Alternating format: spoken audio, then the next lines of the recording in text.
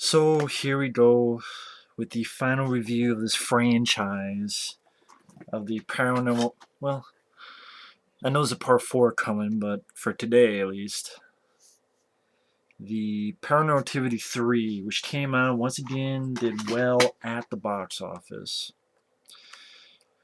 Now, it's directed by the same guys who did that film Catfish, and that film Catfish, that's another one that I have a lot of problems with.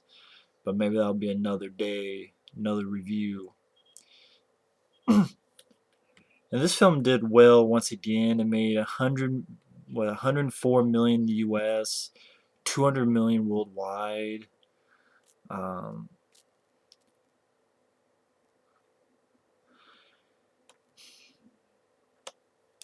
there's an interesting thing about this film I want to start off real quick is the trailer doesn't make a lot of damn sense. Well, it does in the fact that like Predators it makes sense, but from this point it's even worse off. Because if you see the trailers for Paranormal Activity 3, a lot of stuff in those trailers are not in the movie. They really are not. And I am looking up the info of what the trailers entailed. That I could say, okay, this is what.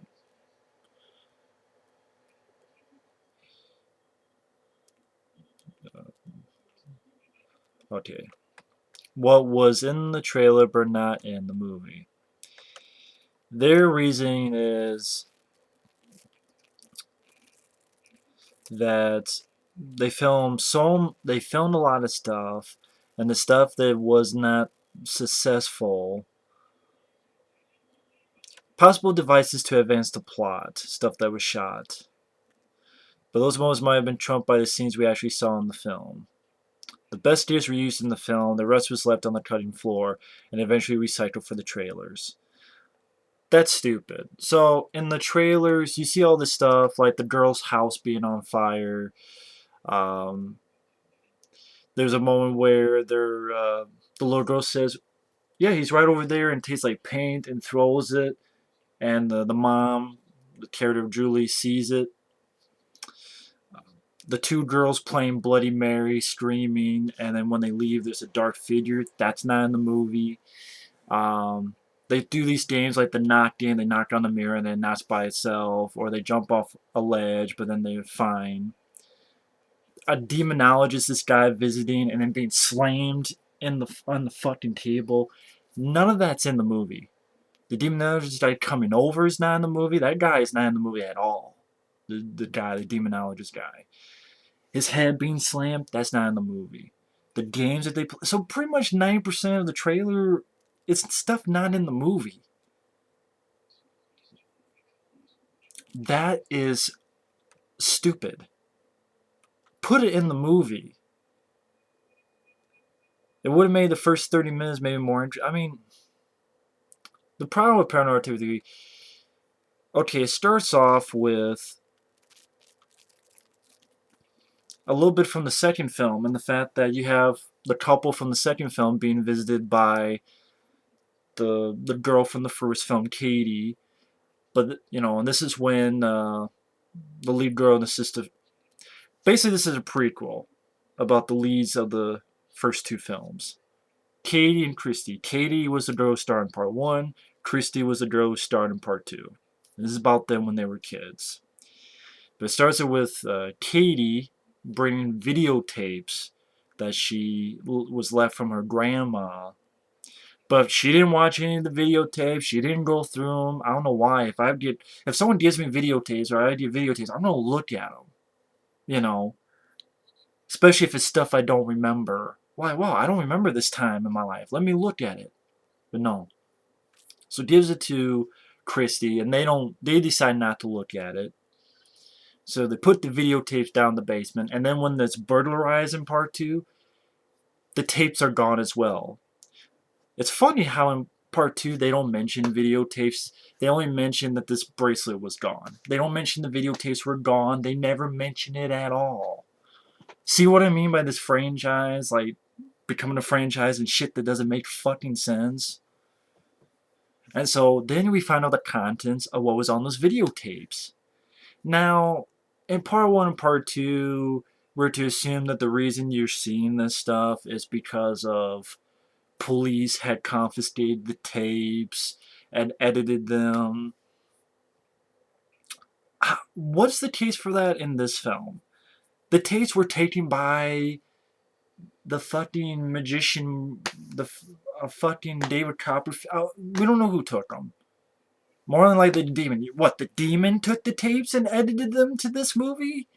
So, in the reality of its concept, it doesn't make fucking sense. Then, why are the tapes around? Why are the tapes around? Especially when you find out the ending to this film. Why are the videotapes around? Why were they not burned in the first place? Why were they not thrown in garbage in the first place? It makes no sense why those videotapes would still be around. It makes no goddamn sense. What? Demons can do all this shit, but they cannot survive. You know what? This ain't shit with a fucking video. You know, demons can do anything, but they can't destroy this shit. This shit they cannot destroy. The videotape is so fucking powerful, a demon cannot destroy it or get rid of it. That's how powerful the videotape is. It makes sense because these are some good videotapes, but that's what I mean. It's fucking stupid. It makes no fucking sense. It makes no sense. It's just how do we strengthen a fucking franchise more and more? So then it takes place in 1988, and you have their mom, and then her boyfriend's this guy named Dennis. Now, you have the younger sister, Christy, and the older sister, Katie. And Christy says that she has this invisible friend named Toby. And the two leads, the mom and her boyfriend. Her boyfriend, the guy Dennis, he does wedding videos, with the old school camcorders. One time they try and make a sex tape, but then this earthquake erupts, and he looks at the footage and he realizes when dust falls, it falls on something and bounces off, as if it forms a figure. And he hears noises in the night, and so he basically sets these video cameras up. And basically strange things keep happening until they decide to go to grandma's house, and then you have your shitty ass finale, which I'll get to. But I will admit, are there good things about this movie? I gotta be honest on a few things. One, I like the little idea that the guy has where he took apart a fan, that goes back and forth, and he puts a video camera so it goes back and forth. They put a little bit more money into this, so it's not as boring as part two, I will say. I guess technically it's better than part two. To be honest, if it wasn't for the shitty ass ending, I would say it's better. Well, I'd probably say it is the best of the three. So I guess I was wrong about that. But at the same time, I can't say that because the first one is more simple, and I don't know. I don't know if I. So I take that statement back. I don't know which is the best. I don't like any of them, so none of them are the best. Uh, but I do like. They seem like they put a little bit more money into this because you get some really cool shots. They have a babysitter. It goes back, and when the camera goes back, there's a figure in a white sheet right behind her. And as it's about to turn back, it just falls apart. Like, it disappears, and it's all done in one shot. I'm like, okay, that's really cool. The older sister, Katie, she bounces off like an invisible wall, and then her hair gets grabbed, and she's all in one shot. Okay, that was pretty cool. That was pretty, whoa, like, some good wow moments. Um, the mom, she doesn't believe, and it's a really cool looking shot. Like ever since like I think it rivals the shot in Poltergeist with the chairs. Because it's really cool how it makes you wonder like how the hell they did this. Because in one shot she's in the kitchen, it looks normal, and it pans back, she goes to the door, and then when it pans back, everything in the kitchen is gone. The table, everything. Like, it looks like as if the kitchen was never touched. Like if you just bought a brand new house. She didn't want to, and everything just falls from the ceiling. Boom! I'm like, wow, that looked really cool. How the hell did that happen? So again, you get those wild moments. The two little girls I thought were really good. I thought the girls were good.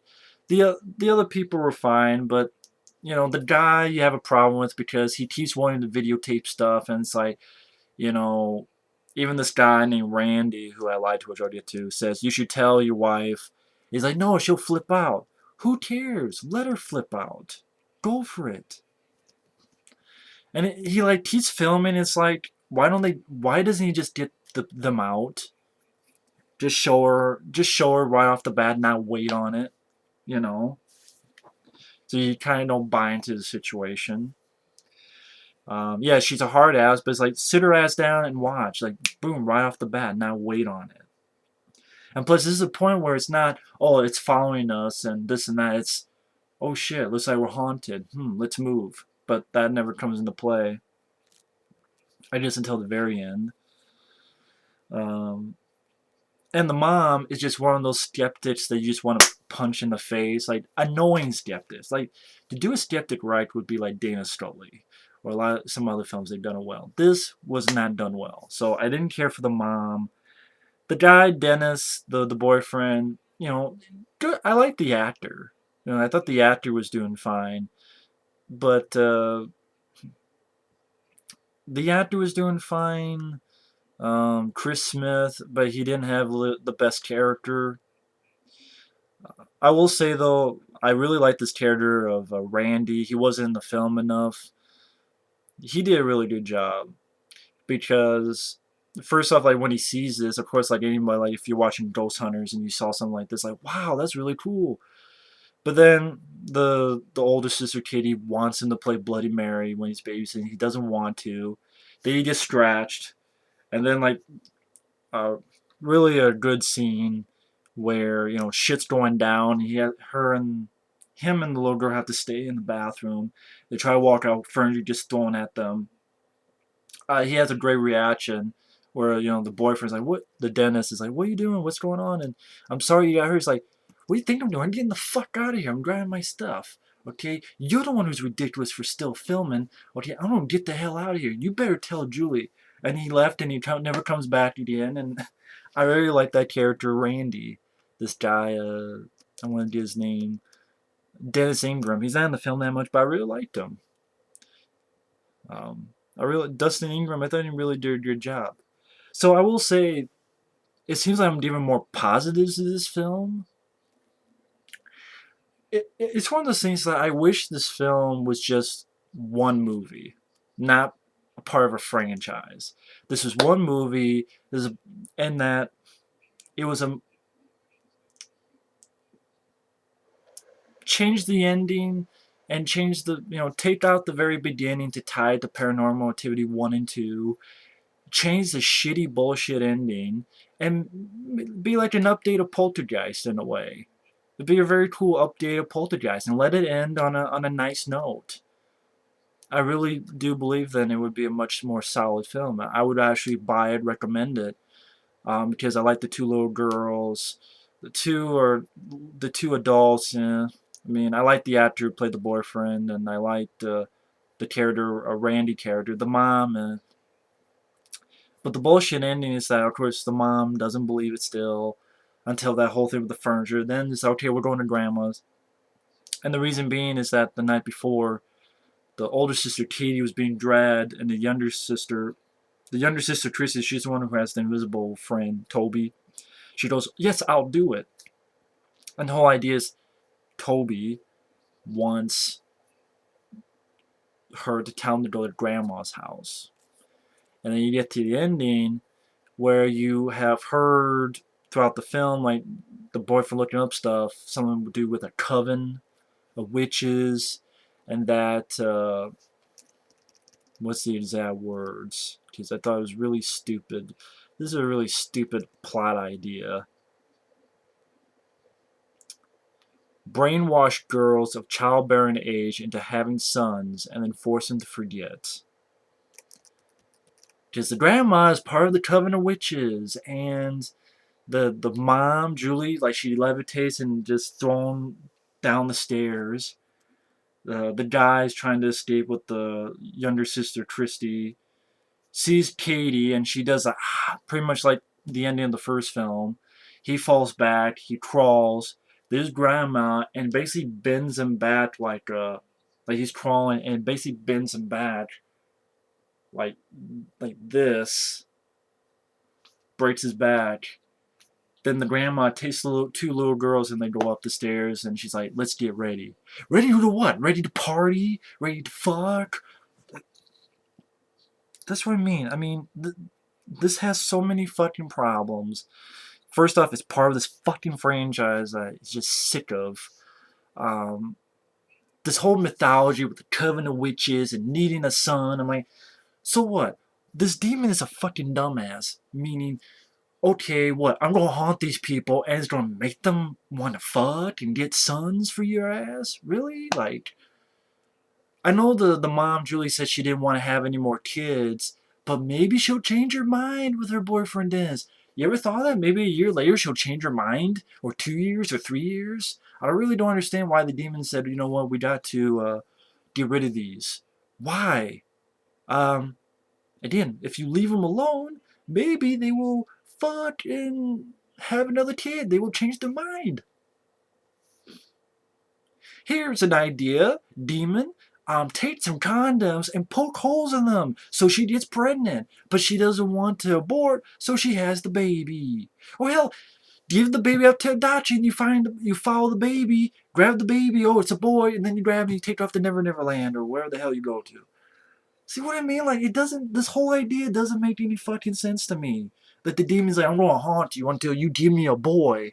What, like you haunt me and it's gonna put me in the mood to fuck, or don't change my mind? And this whole deal with brainwashing the kids, and it doesn't make sense in elements of the previous films.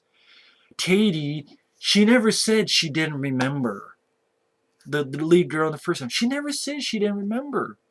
She said that she remembers the little girl Christy crying all the time, which wasn't the case in this film. She wasn't crying all the time. Uh, she remembered, like, they talk about their mom. Your mom's dead. Oh, they brainwashed her and now the grandma is their mom? I mean, you would think that, there'd be some question. It doesn't seem right. Like, are they the fucking Men in Black? Look at this. Look at my dick. I mean, come on.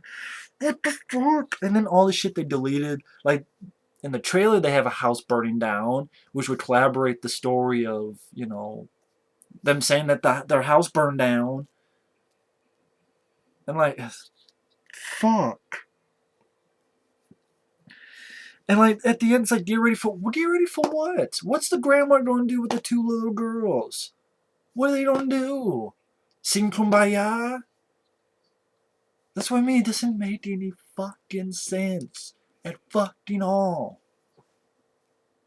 Let's put shit that's interesting in the trailer and not have it in the movie. Uh,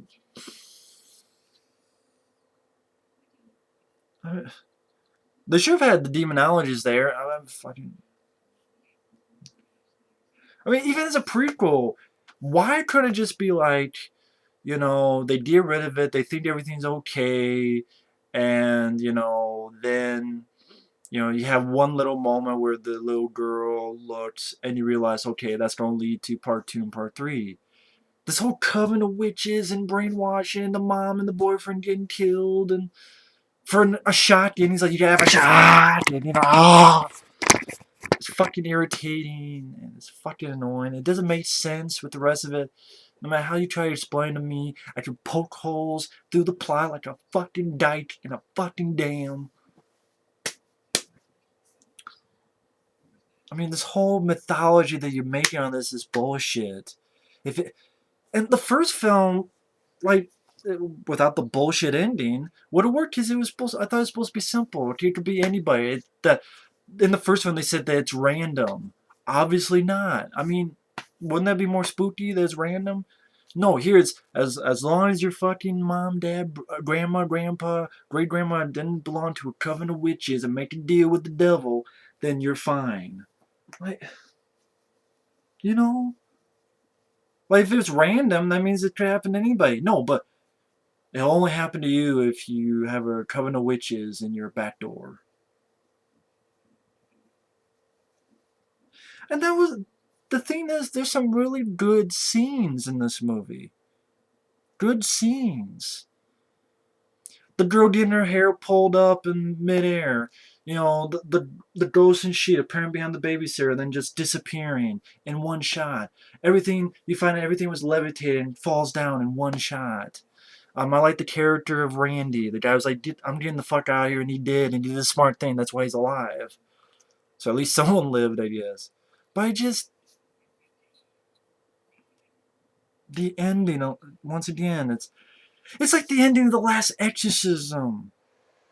You know, with the fucking cult coven. And it doesn't make sense with the other films. There's a lot of holes in there. Oh, and again, the power of the VHS tape cannot fucking. A demon cannot stop the power of VHS. Can't destroy him. It just kept him. For what reason? Oh, you'll find out. Paranormal Activity, Fucktivity 4. I don't give a fuck about Paranormal Fucktivity. Can kiss my fucking ass. There are some good scenes. It's ruined by a shitty story, a horrible fucking ending, shit that doesn't make fucking sense. Hey, this tape got stolen that they never referenced in Paranormal Activity 2. And, you know, they talk about their mom all the time, but yet, you know, she dies. Oh, but they brainwash my ass out with soap and saliva and fucking butt cake. So I don't know what else to say. These movies just fucking.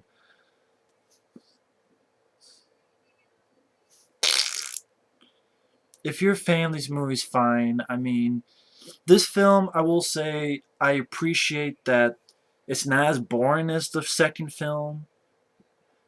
The physical happenings are definitely much more memorable. Some wild moments. The second film, you had the fucking pool filter cleaner getting put into the pool every day, but it didn't have the dog. The dog was the best part of the second film. But these movies, I mean, they end the same way, and it's fucking predictable. It's cliche, and these kind of fucking endings, because they have the same damn ending 99% of the fucking time. It's not shock anymore. It's annoying. We don't know how to end our stories. We just don't know. Flip. No. Shock. It's not scary. It's annoying. And that's what really makes me mad about this one. There's some good stuff in it. If you have an actual ending where you end everything, you don't have to do the cliche found footage ending and pull this fucking coven of witches brainwashing Men in Black shit. Is that what the next one's gonna be? You find out it's actually fucking aliens and fucking Old Scratch himself is an alien, or might as well just put that in there, you know. So yeah, the fuck. But anyway, you know, thanks for watching. Take care, and my final word is it's annoying that they had all this stuff in the trailer that I think would have been interesting if they put it in there as well. I wish the ending was changed. What's wrong with a nice ending? You know, a happy ending in one of these movies. Because it'd be different. It'd be really different. It really would. You can get away with it without saying it's cheesy. Just because it's a happy ending doesn't mean it's a cheesy ending. And it would be different. Fucking different. It really would.